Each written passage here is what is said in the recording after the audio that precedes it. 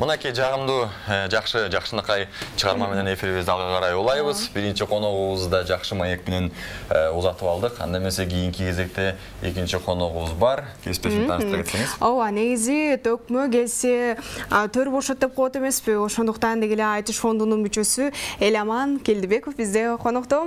Кутмандаңыз менен. Арбаңыздар, кутмандаңыздар менен. Эми төкмө болгондуктан төкмө акын экенсиз дегеле төкмөлүк менен биздин телекөрүүчүлөр менен амандаша алсаңыз. Макул.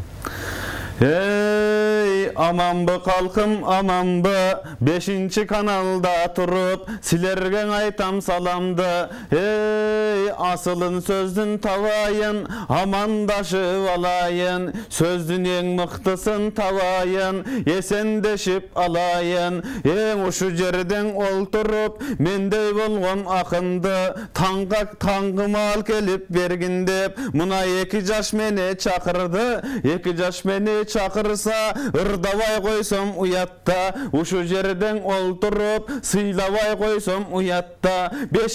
kanalda turuva jırgavay koysam uyatta uşu yerden olturup jakşı nerse bar bolsa tüyünün sırdın çeçeli ey jakşı süйлөшүp bugüne tuğandar çer жазышып keteli Бали Эсептешим караңызчы. Сөзүн эсин таба алды деп атпайбыз. Сөзүн эсин агайыбыз таба ал десе мен бул жактан сүрдөнүп биз сөз таба ал деп. Андан эсеби Эсептешим азыр бизде дароо эле чалуу бар экен. Чалууну кабыл алалы. Саламатсызбы? Кутмандаңыз менен. Саламат. Кала бар эле. Эламанга. Ооба, келиңиз. Алло, сизди угуп жатабыз, урматтуу телекөрүүчү, сиз түз эфирдесиз. Алло, Эламан. Мен Баткенден Рават айылынан сага чыгармачылык ишине ийгилик. Келинчегим кулу болсун. Дайым элди кыргыз элин ушуну көрүп Раваттан düşüyor ekan. Сонун калып тилектери жаңы десек болот. Барбаңыз. Студияга келериңиз менен ушундай чалуулар болуп, куттуктоолор болду. Телекөрүүчүлөргө ыраазычылык билдиребиз. Албетте. Негизи айтыш өнөрүнө болгон алгачкы кызуңуз кайдан жаралды, кайдан пайда болду дегеле ошол жөнүндө сүйлөшсөк. Айтышка кызугум мектеп окуучу кезимде 9-класстардан баштап пайда болгон. Ал убакта сүйүүм өтө күчтүү болгондуктан бир эсебин тапчу элем да. Себеби каалоо өтө күчтүү болсо же күчтүү болсо темир казык казык жерге кирет деп коет го. Ошо сыяктуу өтө күчтүү болгондуктан баягы DVD-лерден барбы, дисктерден барбы айтышты сөзсүз таап окчу элем. Телефондордо анчалык өнүккөн эмес эле, ошол болсо дагы укчу күнү-түнү айтыш укчу элем. Ошол убакта деп жооп бере алам да. Эң сонун. Заманбап тил менен айтканда устатыңыз, кумириңиз десек болот, устатыңыз кимди кумир тутуп биздин айтышчылардан кимдерден эме алчу элеңер? Өрнөк алчу элеңиздер. Мурун айтчу элем, көзү өтүп эки устатым бар, көзү өтүп кеткенден Барып Алыкулов, көз тирүүлөрдөн Элмирбек Иманалиев дечү элем. Азыр эки устатым тең бу дүйнөдө жок. Элмирбек Иманалиевден окудум мен. Негизи көбүн эсе карасак сизди Барып акын деп дагы коюшат экен. Мунун бирден бир себеби эмнеде деп ойлойсуз? Ошо сиздер дагы көрүп турганыңыздардай комузум жоктугунда, аспабы жок ырдайм. Бул айтышта эми ырдаганда комуз менен ырдаганга караганда кыйыныраак, себеби ойлонуп турганга убакыт жок бизде. Барпын обонунда. Ошо кеткен боюнча кетиш керек да. Көбүн эсе көрсөк, көбүн эсе төкмө акындардын көбүн эсе эле ушу комуз менен кол ойнотуп төкмөлүк менен төгөт да элдерге. Бул кайдан деле жаралып калган? Өзүңүз да комуз менен төгөсүзбү? Биринчи айтышка комуз менен чыкканмын. 2014-жылы эле. Анда да жакшы айтыш болгон, кийин бир ошто айтыш болгондо Түмөнбай агабыз, Түгөлбай Казаков агабыз бир комузду жогурдап көрчү, кандай болот деди. Мен комузду жогурдасам жакшы кетти. Ушундан кийин комузду жок эле ырдачы деп биринчи ушу Түгөлбай Казаков агабыз сунуш кылган. Кийин устатым дагы айтты, комузсуз эле кет деп. Анан өзүмө дагы жакты. Себепчи Түгөлбай Казаков агабыз болгон экен да бул нерсеге. Сунуш киргизген. Эң сонун. Негизи ошо комуздан сырткары дагы негизи төкмөлүк дагы абдан бир оор нерсе да, чындыгында элечи. Комуз менен ырдаган сизге төкмө жеңил болдубу же болбосо азыркы тапта барымка атабыздай эле комуз менен ырдагандын жеңил жагы бар, бирок кыйын жагы да бар. Эми обонуга карап кетет да, бир акындын обону аркандай го. Ушул обон негедир комуз жогордаганын өзүмө дагы жакты, мындай ыңгайлуу. Себеби тамашага жакыныраак да мен өзүмдүн стилдеп коебум деп коет. Жакшы. Негизи азыркы тапта көбүнесе эле адамдардын баардыгы комуз менен төгүшөт. Ал эми азыркы мен да таң калдым, чындыгында эле комузу жок, кандай ойлор менен жаралат болду экен депчи. Төгүп жатканда ойлордун баардыгын тең ойлонуп деги эле жаратыш кыйын болсо керек. Бизде эми сөз табыш маселе эмес да, сөз өзүнөн өзү келет. Эми жогору жактан келет деп да айта албайбыз, пастактан келет деп да айта албайсың. Эми сөз билбейм, мындай жаралган турушу сөз болуш керек деп ойлоп калам. Бизде ой эң негизгиси. Ой жакшы, ой таап ошону сөзгө түшүргөн жакшы негизи. Сөз өз табат айтып калбадыңызбы? Ушул тууралуу айтсаңыз, чыгармачылыгыңыздын азыгы эмне? Мисалы, көп китеп окуйсузбу же болбосо кандайдыр бир айтыштарды көп угасызбы? Ушул тууралуу бир аз маалымат бере кетсеңиз. Мен негизи төкмө акын болгонумча айтыштарды көп укчу элем. Кийин китеп сөзсүз керек, китеп окуп туруш керек, себеби сөз байлык өсөт. Кейбір колдонбой жүргөн сөздөрүңдү колдоно баштайсың. Анан бирок илгерки мурунку жазуу жок балдагы ата бабалар деле китепсиз төккөн, бирок ал убакта китеп сөз керек, бирок негизи ой багыш керек. Китепти окуй берген дагы, китепти ойлонбой окуу убакытты жоготконго тете деп коет го. Ошон үчүн бардыгын бирдей алып кетиш керек бизде. Ата тегиңизде, аталарыңызда ушундай сиздердин тукумда дагы айтышчылар барыбыз керек. Ата тегимде жок. Мен атамдын атасында домбура чертип ырдаган экен, мындай дастандарды ырдаган экен. Ал акын жок, бирок ата тегимде. Өзүм да каяктан билбейм. Эң сонун. Анан ушул өзүңүз эле төкмөнү комузсуз эле ырдайт экенсиз да. Анан комуз менен деги эле үйрөнүү төкмө акын болуу кыйын болуш керек, комуз менен төкмөлүктү төгөйүн деген ойлоруңуз барбы? Айттым го, биринчи 2014-жылы сахнага комуз менен чыкканмын. Өтө бир карамолдой комуз черте албасам дагы, мындай төкмөдө чертилет го, ошол комузду черте алам. Бирок мындай обондуурларды ырдай албайм. Ал убакыт, азыр бош убакыт бир аз азыраак болуп атат. Буюрса үйрөнүп койсоң ал ашыкчалык кылбайт. Негизи айтсаңыз, ушул төкмө акындарга мамлекет тарабынан колдоо көргөзүлөбү? Ошол жөнүндө айта кетсеңиз. Мамлекет тарабынан мурун билбейм, азыр көбүнчө биздин Садыкшер агабызга ыраазычылык билдирет, баардык акындар мен да билдирип кетем. Себеби айтыш фонду түзгөндөрдүн катарына кирип кетет, ошол каржылап турат. Азыр Манас театры ачылды, төкмөлөрдү. Ошол жагынан көбүнчө азыр төкмөлөр эми айлык ала баштады буюрса. Буга чейин ал нерсе жок болчу. Буга чейин ал нерсе жок болчу. Манасчылар, төкмө, дастанчылар, ушулар баардыгы азыр кадимгидей иштеп айлык ала баштады. Сон жанакы айтып дагы коет эмеспи, ушу акындык дайыма изденүүнү талап кылат да. Анан ушу акындыктан дагы тышкары өзүңүз башка жумушту же башка жумуш менен элексизби? Акындыктан тышкары мен Швейцарияда иштейм. Иштейт элем, азыр бош эле жүрөм. Себеби биринчи устатыбыз бизди өтө өнүктүрүп жиберди, эми жерден алып асманга чейин көтөрдү дегендей. Атым элге таанымал боло баштаганда эле айттым, кийин уялып калбайын деп. Мен Швейцарияда иштейм, тигүүчүмүн деп. Себеби атың өтө алса, атың улук сурпасы курук болуп калат да. Анда кыйын болот. Себеби чыгармачылык менен жөн ашказанды эки башка карайм мен. Ошон үчүн. Төкмө акындыкты дагы кесип катарында санасак болбойт, сиздин оюңузча? Жок, бул кесип кылыш керек муну. Муну кумир же хобби катарында болбойт андай. Себеби максатына жетпей калат. Биздин көргөнүбүздү ырдап чындыктан тайбай элге кызмат кылууда бул хобби кылганга болбойт бул кесипти. Мен кесибим ал эмес эми. Жөн мисалы чыгармачылыкты чыккандан кийин деле чыгармачылыкты өстүрбөй ошондой эшекте иштетип чыгармачылыгымды иштетип туруп жанымды багып кетким келбейт да. Жанды өзүнчө, жан дүйнө чыгармачылыкты өзүнчө карайм ашказан менен. Чыгармачылыкты дегендей маңдайттым. Эң жакшы караңызчы, биздин телекөрүүчүлөрдүн арасында да сиздин эмелериңиз, көрүүчүлөрүңүз дагы, көрөрмандарыңыз дагы көп экен. Эфирдин башталышында эле көп болдук буга. Айтсаңыз, ушул кандай чакыруулар сизге көп болот? Тойлоргобу же болбосо кандайдыр бир иш-чараларга, кандайдыр бир чакыруулар тууралуу айта кетсеңиз? Тойлорго дагы көп эле болот негизи. Мындай болот да.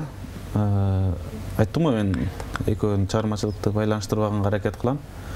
Эми өтө жакындарың чакырып атса сөз барып бересиң, же бош убагыңа туш келсе барып берем, бирок ишимде иштеп аткан болсо, ишим болгон күнү туш келип калса, эс алууга эмес, анда тойлордон көбүнчө эле барбайм деп айтам.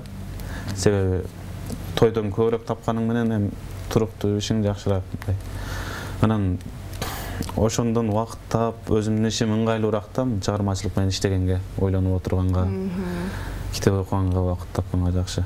Негизи көбүнчө төкмө сизди интервьюларыңызда же болбосо берүүлөрүңүздө көрүп калабыз. Изат айым менен биргеликте төкмө айтасыздар да. Анан болсо азыркы учурда дагы биздин өзүбүздүн эфирде атайын салтка айланган темабыз бар тазалык туурасында. Балким тазалык туурасында дагы биздин телекөрүүчүлөргө Эфирибиздин бүгүнкү темасы тазалыкпы? Ооба, тазалык, сен таза болсоң, мен таза болсом, коом таза болот деген теманы кесиптешмекөбүз бүгүн көтөрүп атабыз. Ошол тазалык тууралуу Бишкек шаарынын, деги эле Кыргызстандын тазалыгы азыркы учурда кандай абалда сиздин көз карашыңыз боюнча? Тазалыгы өтө 100% деп таза деп айта албайсыз. Айтыш оор, бирок тазалык кызматкерлерине өтө баалайм, тазалык кызматкерлерине. Биз буюрса мындан да таза өлкө болобуз. Мурдага караганда өтө жакшы. Себеби жылдан жылга эл дагы өсүп баратат, маданият өсүп баратат, эл өскөн сайын элдин маданияттуулугу өсүп баратат. Таза эми мындан да таза болушка чек жок, умтула бериш керек. Анан шаарыбыз таза болсун, анан адамдарыбыз жан дүйнө ушинтип баары жагынан кете берет буюрса. Анда азыр телекөрүүчүлөрүбүзгө ушул тазалык туурасында бир өзүңүздүн өнөрүңүз менен төгүп бербейсизби? Эй, анда обун салалык, теманы кыздар берген соң, ырдабай кантип калалык. 5-чи канал эфирде тема экен тазалык. Тазалык деген тазалык, денебиз таза болсо экен, баарыбыз таза болсо экен, башыбыз таза болсо экен, кашыбыз таза болсо экен. Тазалык деген тазалык, ушу жерге келгенде Исхак Разаковтой таза болсо ылайым, жазалыкты берсин да бизге дайым Кудайым. Ырларым чыгат булактап, тазалыктын ырдасам, манан экөөбү турат кубаттап. Тазалыкты сактаган Бишкектен иштегендерге рахмат. Ушу жерден олтуруп, жакшыларды бактайлы, тазалыктан иштеген агаларды даңктайлы, эжелерди даңктайлы. Ошолордун эмгегинде ар убакта сактайлы. Баракелди. Негизи акын кайда болсо да коомдун көрө тамырын сезе билет деген эмеспи. Анан ушу Россия жергесинде дагы жүрүп калдыңыз. Анан Россияда тазалык көбүнесе Кыргызстанда караганда абдан эле таза шаарлардын катарында толуктойт болуш керек. Ооба, жакшы таза шаар бизге караганда. Эми биз да кандай шаар болобуз буюрса, себеби ал жакта тазалык кызматкерлери көппү же алардын өзү таза адамдар? Ал жакта маданият бир аз, ал жакта да мындай метрого чыкканда, автобуска чыкканда мындай китеп окуп ушинтип бараткан адамдар көбүрөөк, мындай ошол жагынанбы билбейм эми. себеби ал жакта да мындай көчөдө жаныбарларга да жакшы мамиле жасашат, ушундай бир аз маданиятты алдыга кеткенби деп да ойлоп кетем. Себеби тазаланган жер таза эмес, булганбаган жер таза деп коет го. Ал жерде булганган жер азырга окшойт да. Ошондой жок болду. Мамлекеттердин катарына кириш үчүн биз дагы ошондой таза болуш үчүн Кыргызстандын эмне кемчилиги бар деп ойлойсуз? Мамлекеттин эмес, мамлекеттин адамдарынын өзү биздин кемчилигибиз деп ойлойм. Себеби көчөгө эч ким уяк буякты карап, себеби жерди карап туруп эмес, адам көрбөс экен деп туруп ыргытканыбыз бар. Ошолорду жоготуш керек же азайтыш керек. Жоготуш деп айта албайм, бирок азайтсак жакшы болот эле. Себеби тазалык кызматкерлерине да иш азайып, тазараак болот деп ойлойм. Негизи бул таза болуп турса, дегеле тазалык бул биздин жан дүйнөбүздүн азагы деп дагы бекеринен айтпаса керек. Анан ушул тышкы тазалык адамдын жан дүйнөсүнө чындыгында эле бир оң таасирин тийгизсе керек. Сиздин ой пикириңиз чындыгында эле ички дүйнөсүнө тийгизеби? Сөзсүз, динде дагы айтып кетет го, тазалык ыймандын жарымы деп. Таза болуп турган жерде отурсаң, көңүлүң да башкача болот, көтөрүлөт. Себеби чачылган, жаман чыккан жерде отурсаң башкача кускун келет. Ден соолук көңүл эле эмес, жан дүйнөбүз, ден соолукка дагы зыян да бул нерсе. Ошо азыркы тапта мен дагы өзүңүздүн төкмөлүк акыныңызга, өзүңүздүн өнөрүңүзгө дагы мен дагы байма-бай айткым келип кетет. Сиз негизинен өзүңүз колуңуз жетпей эле өзгөчө бир стилди дагы ырдап жатпайсызбы? Анан мындай азыркы тапта көбүнчө төкмө десе эле комузун колго алып эле төкмө ырдаган адамдарды айтабыз. Деги эле ушу төкмөлүк акын болгом деген биздин жаш муундагы, келечек муундагы балдарыбызга кандай нерселерди айтып кетет элеңиз? Кеңешиңизди. Өрнөк кыла турчу адамдарды балким. Туура. Андай кеп кеңеш акын болуп жаңы чыккандарга, мындай кызыгуусу барларга деп сурап атасыздар. Андай адам балдарга айтыштарды көбүрөөк уксун. Анан китептерде кандай китеп окусам деп кайрылгандар да көп да. Мен көбүнчө жооп берем, мындай китеп деп айтпайм. Колуңа тийген китепти окуй бер. Анан өзүң барып өзүң тандап аласың дейм. Себеби бирөө башка нерсеге кызыгат, бирөө башка нерсеге кызыгат. Өзүмдү ээрчитким келбейт да. Себеби азыр жаңы акын болуп аткандарга айтыштарды көп уккула, бирок бирөө деле мындай кумир тутуп албагыла да. Себеби силердин өзүңөрдүн жан дүйнөңөрдөгү акын стиль деп коебу, башкача ойлонуп, мисалы юморго жакыныраак ойлонгон акын жататтыр анын жүрөгүндө, жан дүйнөсүндө. Же философ акын жататтыр. Анан философ акын жатса бир юмор акынды ээрчип кеткен болбойт. Себеби ошондой. Ошондо акындардын дагы түрлөрүнө бөлүнөт турбайбы? Ошондо түрлөргө бөлүнөт. Азыркы тапта айтып атасыз философиялык акын, же болбосо дагы бир башка юморлук акындын дагы деп. Лирик акындар болот, сүйүү. Бул жан дүйнөгө байланыштуу да, антип бөлүнбөйт себеби. Ошого жакын да, мисалы ошол теманы жакшы алып кетет. Мисалы ошол философияга жакын ушундай жакшы ырдаган акындар юмор жагыга мындай кыйналып калат да. Жарашпай калат. Ал эми өзүңүздү кандай түрдөгү акындардын катарына киргизесиз? Стилиңиз боюнча. Элдер көбүнчө эле мындай юмор сыяктуу деп, юморго жакын деп коет. Кээде кошулуп кетем, себеби оор темаларды алып чыкканда бир маанилүү ырдаганга аракет кылганымда бир кызыктай болуп, мен башка адамдай сезе берем да өзүмдүн башка жолдо жүргөндө. Негизи акындык өнөр бул абдан бир изденүүнү талап кылат да. Өзүңүз кандай изденесиз? Өнөрүңүзгө деги эле убакыт бөлүп, ушул маалда ушундай китептерди окушум керек деп убакыт сааты менен бөлүп койгон убакыттарыңыз деле болсо керек. Андай да убакыт болот, себеби ошон минутта саатка бөлө турган болсоң, мындай кысынып чектелгендей сыяктуу боло берем, бирок антип дагы кээде иштеп калам. Ал дагы керек да, себеби адамга өсүш үчүн мындай дисциплин дейт го, ошол сыяктуу бир нерсе керек. Эркин илхамды көбүнчө китептерди окугандан кийин алам, же көбүнчө мындай сүйлөшүп отурганда, кээде өзүнчө жалгыз ойлонгондо алам. Анан аял затынан да көп илхам алам. сулуулуктан себеп акын ошондой го түбөлүк темаларга кирет бул сулуулук. Жакшы, бул мен айткым келип турат.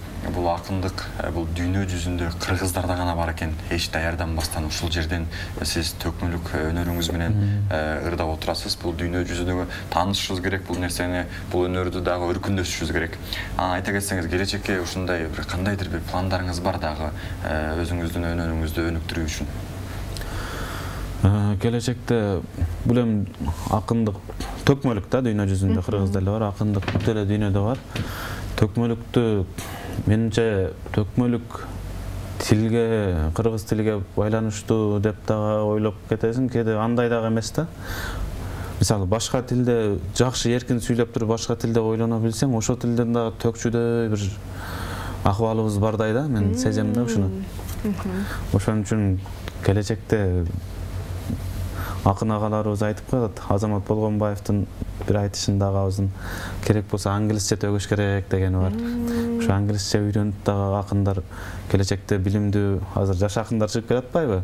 Ушулар азыр заманбап акын болот да буюрса, заманга карата. Ошо англисче төккөндөр дагы чыгат го деп ойлойм мен. Өзүңүздөр ошондой нукка берип өрнөк бере алсаңыздар керек. Эркинде кой төкпө деп эч ким оозубузду жаппайт. Биздин агаларыбыз дагы, устаттарыбыз дагы бизди эркин болушка тарбиялады. Себеби акындыктын биринчи эле эркин болуш керек да. Кысынбай, ырдага эркин болгондо чыгат андай. Кысынганда чыкпайт. Сөз да чыкпай калат кээде. Жогоруда айта кетсеңиз, ошол кесип тандоодо мисалы ар бир адам өзгөчөлүгү бар дедиңиз. Эч кимди мындай көп кумир албай, өзүнүн өзгөчөлүгүн жогорулатыш керек дедиңиз. Бул абдан туура. Бул азыркы биздин кесип тандап аткан окуучуларга абдан жакшы кеңеш десек болот, Ооба, туура айтасыз. Кесиптешимди укканды сизге кошулам. Элемон мырза, убакыт учкан кушсума мына бат эле убакыттын кандай өткөнүн да билбей калыптырбыз. Бүгүнкү биздин теле көрүүчүлөргө сизден эркин микрофон болсун. Урматтуу кыргыз элим деп.